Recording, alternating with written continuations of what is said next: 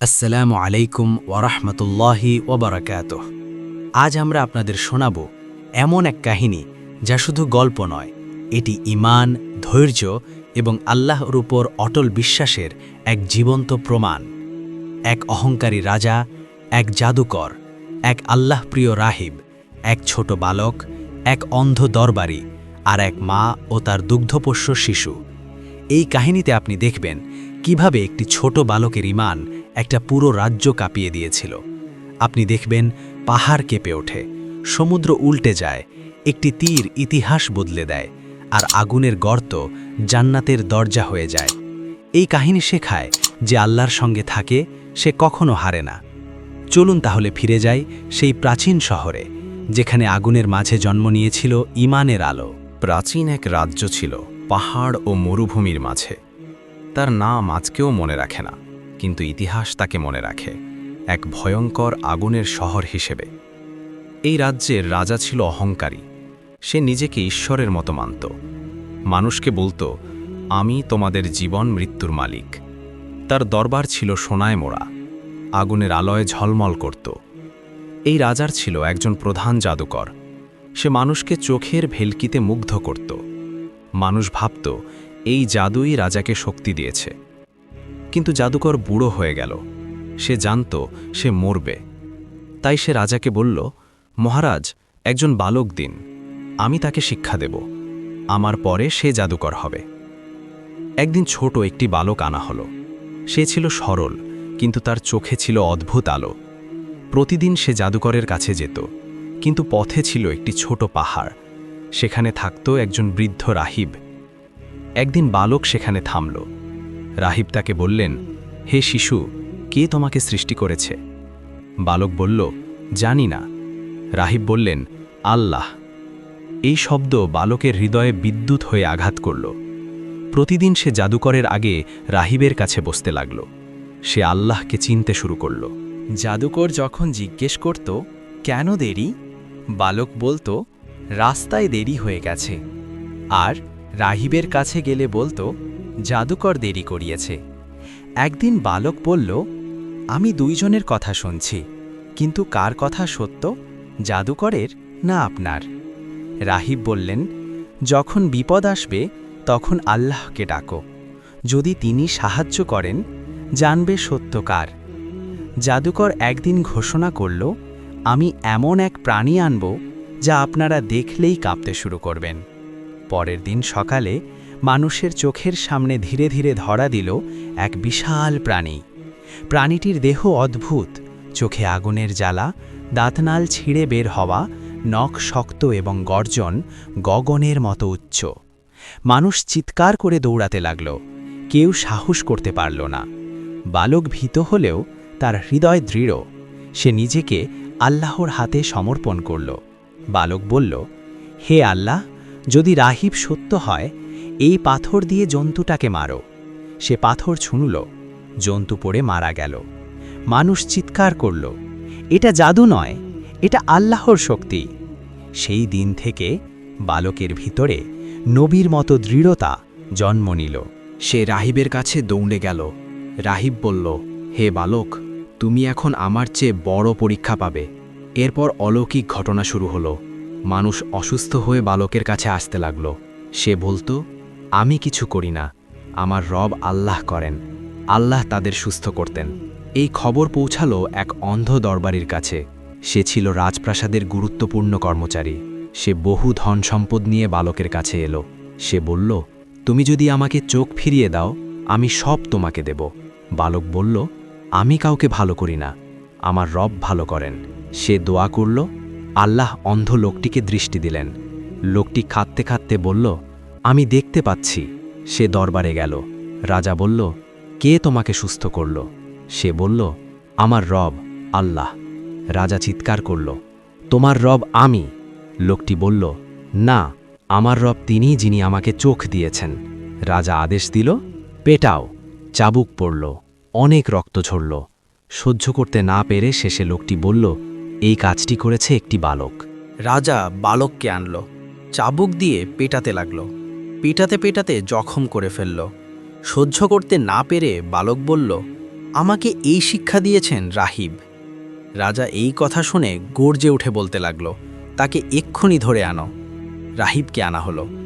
রাজা বলল, ধর্ম ত্যাগ করো। রাহিব বলল, আমি আল্লাহ ছাড়া কাউকে মানি না। অনেক নির্যাতনের পরও রাহিব যখন ধর্মত্যাগ করতে স্বীকার করল না, তখন রাজা বলল, করাত আনো। করাত এনে তাকে 2 টুকরো করে ফেল। রাহিবকে 2 টুকরো করে শহীদ করল। রক্তে মাটি ভিজে গেল চারদিক, কিন্তু ঈমান আরও শক্ত হল। এইভাবেই শুরু হলো আগুনের পথে আলোর যাত্রা। রাহিবকে করাত দিয়ে শহীদ করার পর রাজা ভাবল, এবার সবাই ভয় পাবে, কিন্তু মানুষ উল্টো আরও শক্ত হল। রাজা বুঝে গেল, এই ছোট বালক যতদিন বেঁচে থাকবে ততদিন তার রাজত্ব বিপদে। সে সৈন্যদের বলল, এই ছেলেটাকে পাহাড়ের চূড়ায় নিয়ে যাও, ওখান থেকে নিচে ছুঁড়ে ফেলো। বালককে শক্ত করে বেঁধে উঁচু পাহাড়ের চূড়ায় নিয়ে যাওয়া হলো। চারদিকে শুধু আকাশ আর ভয়ঙ্কর খাদ। সৈন্যরা হাসছিল। তারা বলল, এখান থেকে পড়লে কেউ বাঁচে না। বালক আকাশের দিকে তাকিয়ে বলল, হে আল্লাহ, তুমি আমাকে এই জালিমদের থেকে রক্ষা করো। ঠিক তখনই পাহাড় কেঁপে উঠল, ভূমি 2 ভাগ হয়ে গেল। সৈন্যরা সবাই খাদে পড়ে মারা গেল, আর বালক, সে একাই পাহাড়ের উপর দাঁড়িয়ে রইল। আল্লাহ তাকে রক্ষা করলেন। সে হেঁটে ফিরে গেল রাজদরবারে। রাজা তাকে দেখে কাঁপতে লাগল। রাজা বলল, তুমি কিভাবে বেঁচে এলে? বালক বলল, আমার রব আমাকে রক্ষা করেছেন। রাজা আবার আদেশ দিল, এবার তাকে সমুদ্রে নিয়ে যাও, গভীর পানিতে ডুবিয়ে মারো। একটি নৌকায় বালককে তুলে নেওয়া হলো। মাছ সমুদ্রে পৌঁছালে সমুদ্রের বুক তখন অস্থির। কালো মেঘ আকাশ ঢেকে ফেলেছে। নৌকার চারদিকে শুধু গর্জন করা ঢেউ। বালকটি নৌকার মাঝখানে দাঁড়িয়েছিল। চারদিকে রাজার সৈন্যরা, চোখে ঘৃণা, মুখে বিদ্রুপ। তাদের ধারণা ছিল এইবার আর বাঁচবে না। কিন্তু বালক মাথা উঁচু করে আকাশের দিকে তাকালো। তার ঠোঁট নড়ল। হে আল্লাহ, তুমি আমাকে এদের থেকে রক্ষা করো। ঠিক সেই মুহূর্তে সমুদ্র কেঁপে উঠল। এক বিশাল ঢেউ আছড়ে পড়ল নৌকায়। নৌকা উল্টে গেল। সৈন্যরা চিৎকার করল। লোহার বর্মে তারা ভারী হয়ে ডুবে গেল। একজনও বাঁচল না। আর বালক, সে ভেসে উঠল পানির বুক চিরে। আল্লাহ তাকে রক্ষা করলেন। কিছুক্ষণ পর সে আবার রাজদরবারে দাঁড়িয়ে। রাজা তাকে দেখে ফ্যাকাশে হয়ে গেল। তুমি তুমি কিভাবে বেঁচে এলে?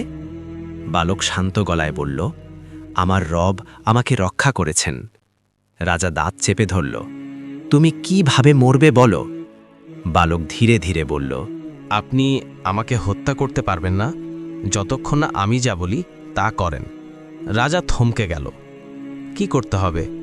বালক বলল, সব মানুষকে একটি মাঠে জড়ো করুন, আমাকে একটি গাছে বেঁধে দিন। আমার ঝোলা থেকে একটি তীর নিন, তারপর বলুন, বিসমিল্লাহি রব্বিল গুলাম। এটা বালকের রবের নামে। তারপর সেই তীর দিয়ে আমাকে মারুন। রাজা ভাবল, এইবার নিশ্চয়ই শেষ হবে। সে আদেশ দিল। সারা শহর জড়ো হলো, নারী, পুরুষ, শিশু, সবাই। মাঠের মাঝখানে একটি গাছ। বালককে বেঁধে দেওয়া হলো। সব চোখ তার দিকে। রাজা তীর হাতে নিল, জোরে বলল, বিসমিল্লাহি রব্বিল গুলাম। তীর ছুটে এলো। তীর বালকের কাঁধে এসে লাগল। বালক ঠোঁট নাড়ল, আমার রবের নামে। আর সে শহীদ হয়ে গেল। এক মুহূর্ত নিস্তব্ধতা। তারপর পুরো জনতা একসাথে চিৎকার করল, আমরা বালকের রবের উপর ঈমান আনলাম, আমরা আল্লাহকে মানলাম। রাজা চিৎকার করে উঠল, আমি তো দিতে গেছি। কিন্তু সে বুঝল না সে হেরে গেছে, কারণ এখন পুরো শহর ঈমান এনেছে। রাজার চোখে তখন আগুন। সে চিৎকার করল, শহরের পথে পথে বিশাল আগুনের গর্ত খনন করো। যে আমার ধর্ম ছাড়বে তাকে আগুনে ফেলো। গর্ত খোঁড়া হলো। ঘোষণা করা হলো, নতুন ধর্ম ত্যাগ না করলে আগুনে নিক্ষেপ করা হবে। কাঠ ফেলা হলো, আগুন জ্বালানো হলো। আগুনের লেলিহান শিখা আকাশ ছুল। মানুষ একে একে আসতে লাগল। কেউ পিছিয়ে গেল না। একজন বলল, আমার রব আল্লাহ, আর আগুনে ঝাঁপ দিল। আরেকজন বলল, আমি ঈমান ছাড়ব না, আর আগুনে পড়ল। শেষে এলো এক মা, তার কোলে ছোট শিশু। আগুন দেখে সে কেঁপে উঠল। ঠিক তখন আল্লাহর কুদরতে শিশুটির জবান খুলে গেল।